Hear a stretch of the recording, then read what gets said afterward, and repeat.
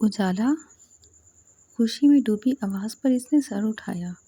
چمکتے چہرے اور تیز سانس کے ساتھ وہ اس کے سامنے موجود تھا۔ خیریت؟ وہ حیران ہو گئی۔ کیا ہوا ہے؟ موجیں ہو گئی ہیں، وہ ہنسا۔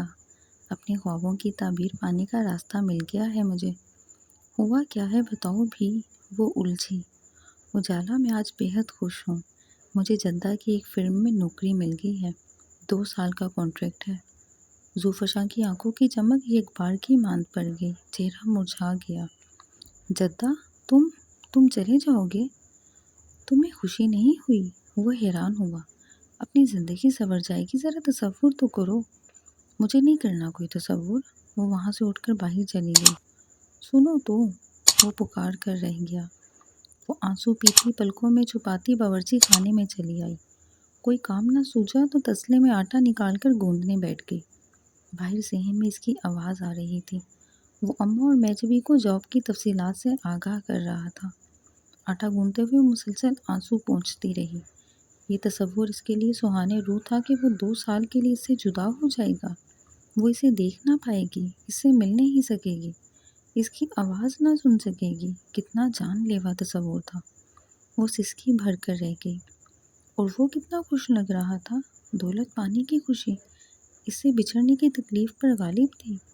محبت کے دعووں کی کس طرح کلی کھل گئی تھی۔ 2 دن اس سے نہ ملنے پر وہ اپنی کیفیات تمام تر جذبات سمیت بیان کرتا تھا، اور اب 2 سال کے لیے بچھڑنے کی خبر سناتے ہوئے اس کے ماتھے پر ایک شکن تک نہ تھی۔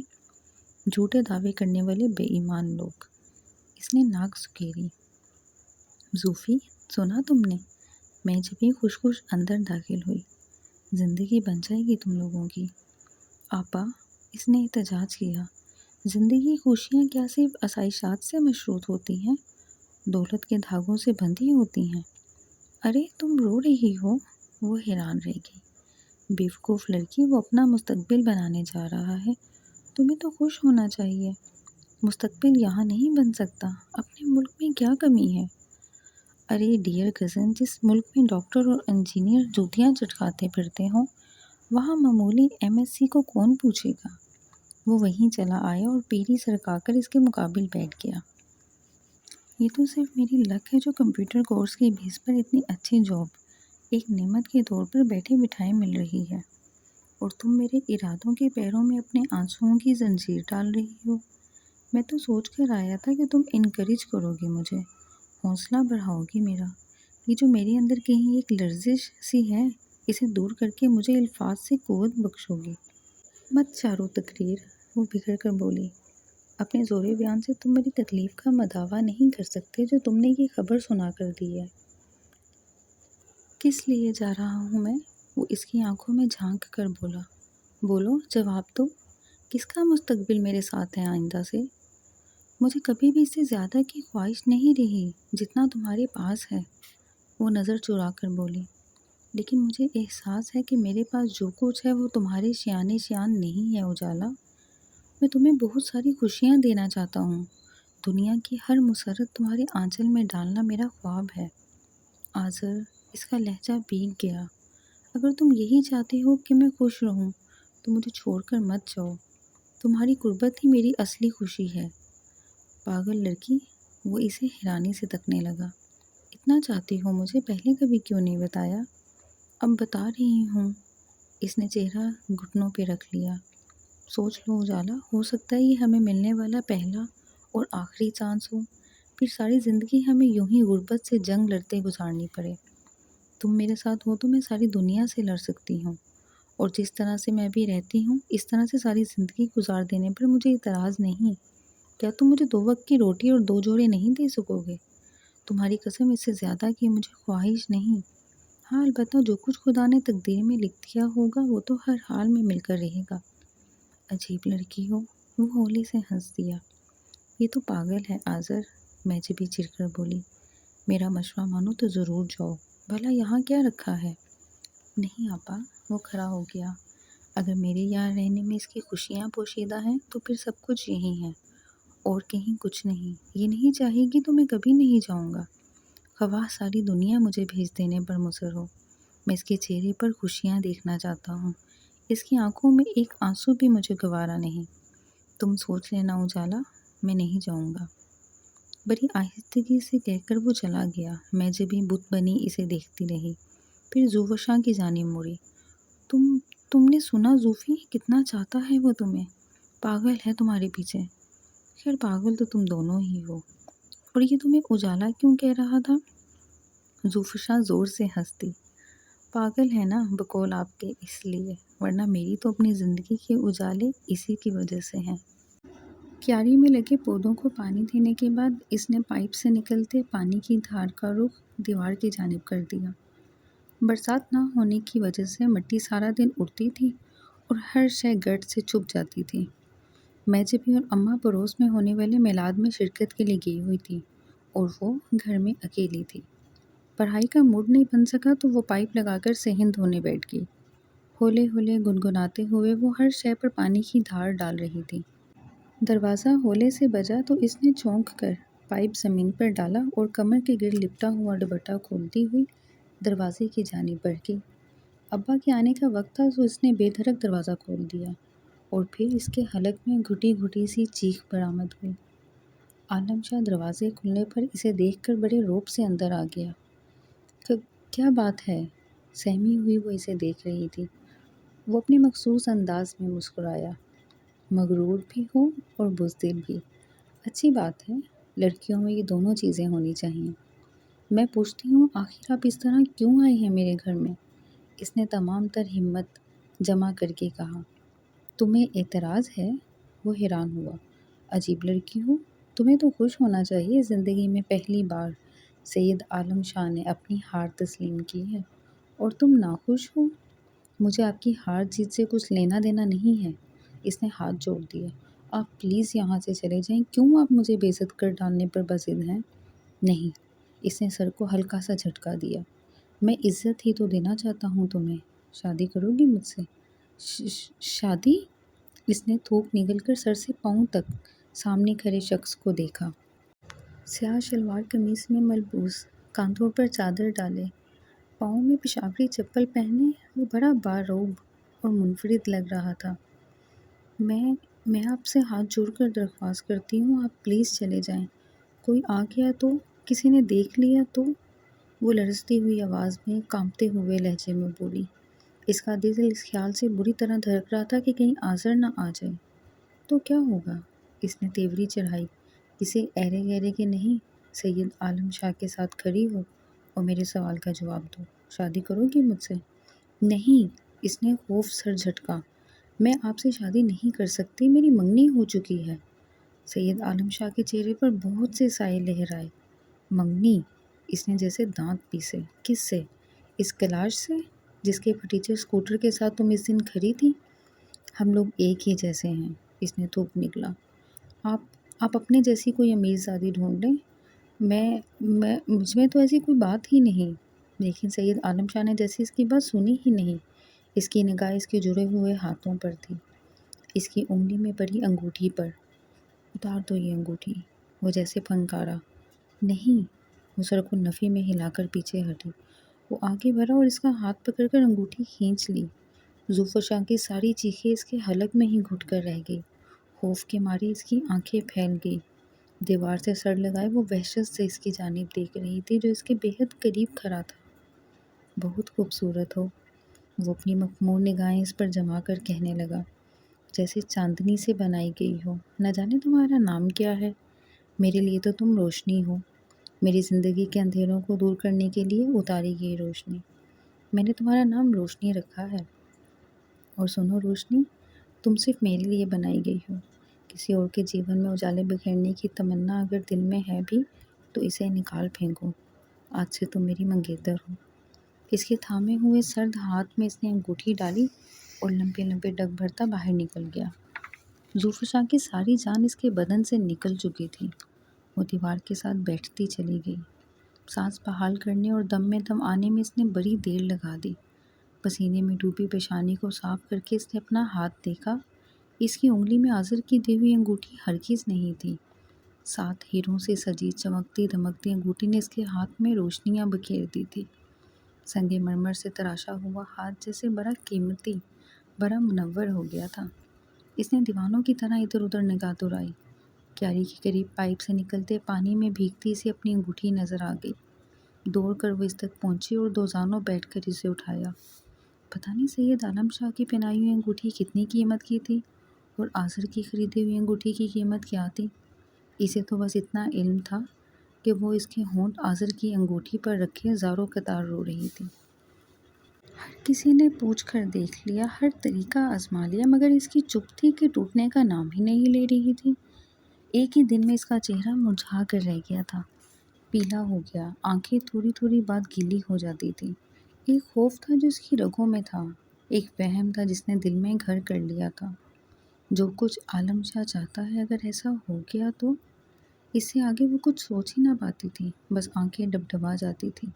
عالم شاہ کی پہنائی ہوئی انگوٹھی الماری کے دراز میں قید کر کے اس نے ہاتھ میں دوبارہ پہلے والی انگوٹھی ڈال لی، لیکن دل کہتا تھا کہ اب وہ پہلی والی بات نہیں۔ پہلے وہ صرف ایک انگوٹھی نہ تھی، آزر کے جذبات کی ترجمان تھی، اس کی چاہتوں کی زبان تھی۔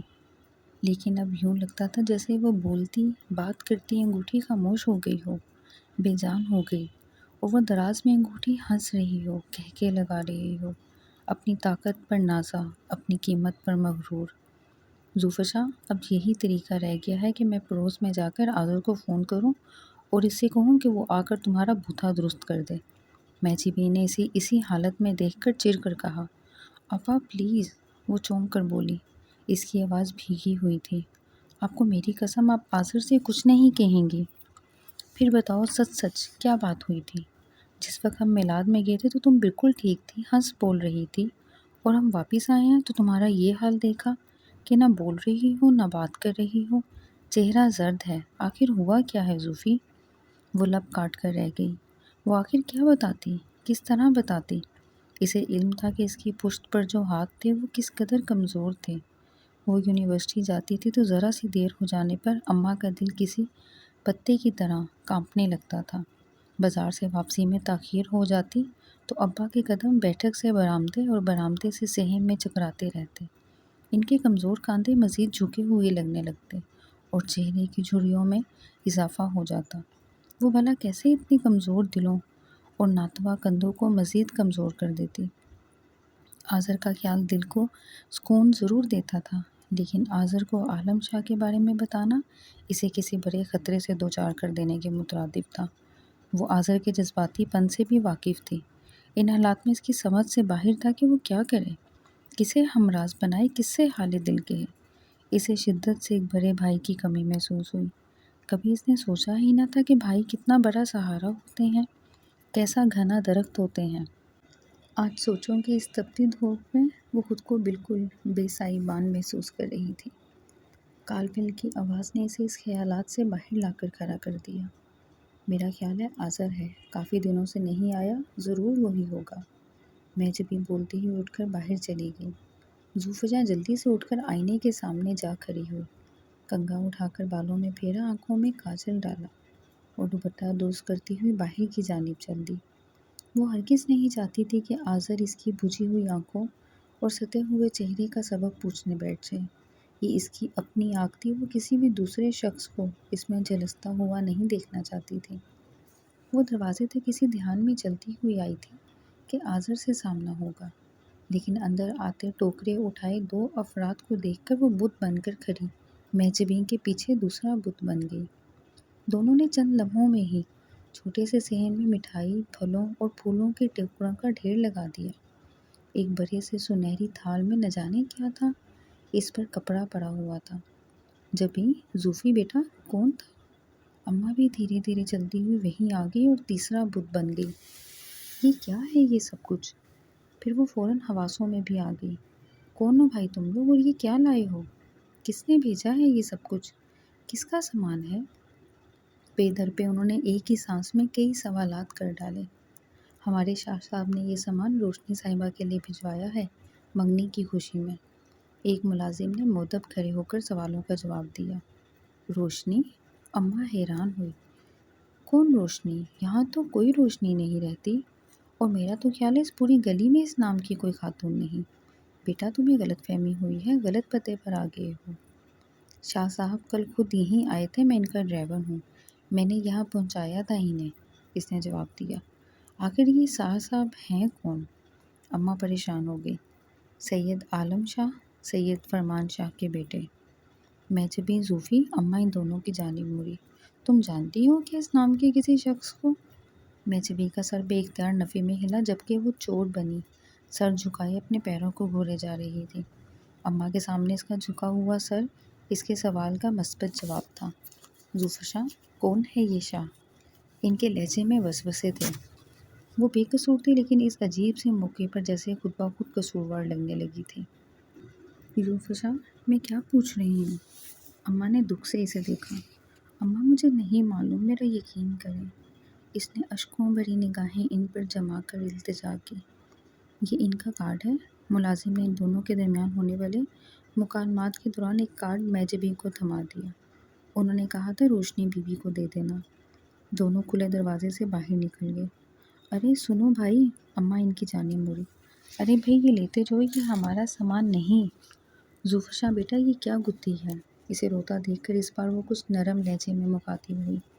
مجھے کچھ بتاؤ ورنہ گھبراہٹ کے مارے میرا ہارٹ فیل ہو جائے گا۔ تمہارے ابا آتے ہوں گے، میں کیا جواب دوں گی انہیں؟ اماں میں اسے نہیں جانتی، اس نے آنسو پونچھ کر کہا۔ 2 دن سے اس نے میرا پیچھا لیا ہوا ہے، آپ لوگوں کی غیر موجودگی میں آ کر کہہ گیا ہے کہ میں خود کو اس کی منگیتر سمجھوں۔ ہائے اللہ! اماں نے دل تھام لیا اور وہیں بیٹھ گئی۔ اماں!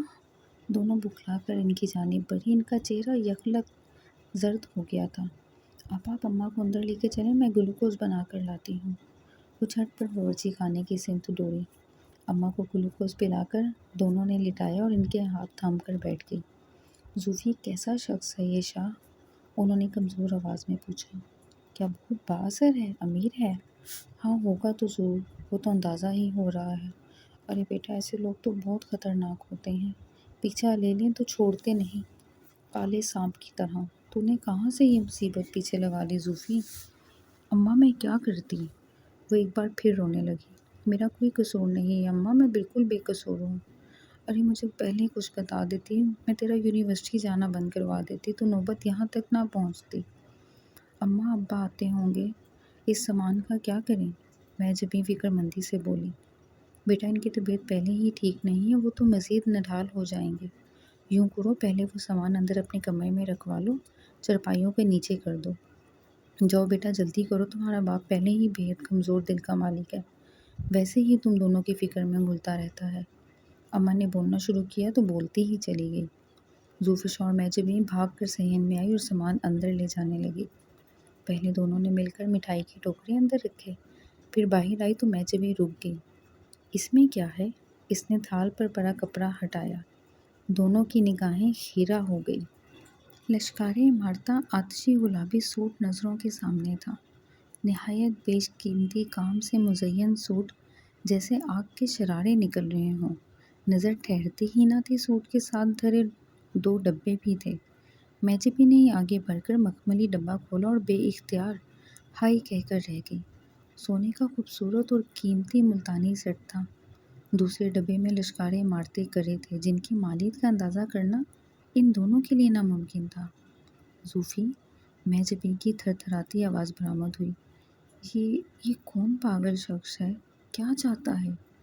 ظفر شاہ کے پاس اس سوال کا جواب تو تھا، لیکن وہ دینے کے قابل نہ تھی۔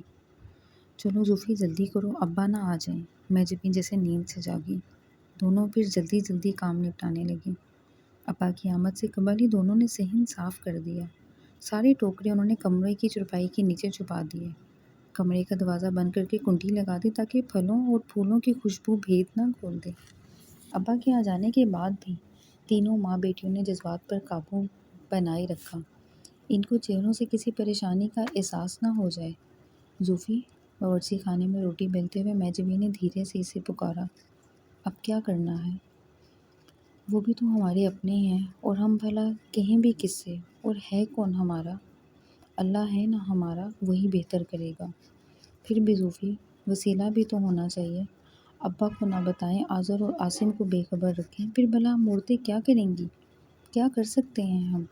اور مزید کچھ گڑبڑ ہوئی اور اس کے بعد ان کا پتہ چلا تو قیامت مچا دیں گے۔ قیامت تو برپا ہونی ہی ہے آپا، اس نے افسوس سے کہا، لیکن میں چاہوں گی کہ جہاں تک ہو سکے اس قیامت کو دور رکھا جائے۔ آذر اور عاصم بھائی کا اس معاملے میں پڑنا خطرناک ثابت ہو سکتا ہے، اور پھر کیا کر لیں گے، کیا بگاڑ لیں گے اس شخص کا؟ پھر اب ہوگا کیا؟ وہ فکر مندی سے بولی۔ خدا بہتر کرے گا۔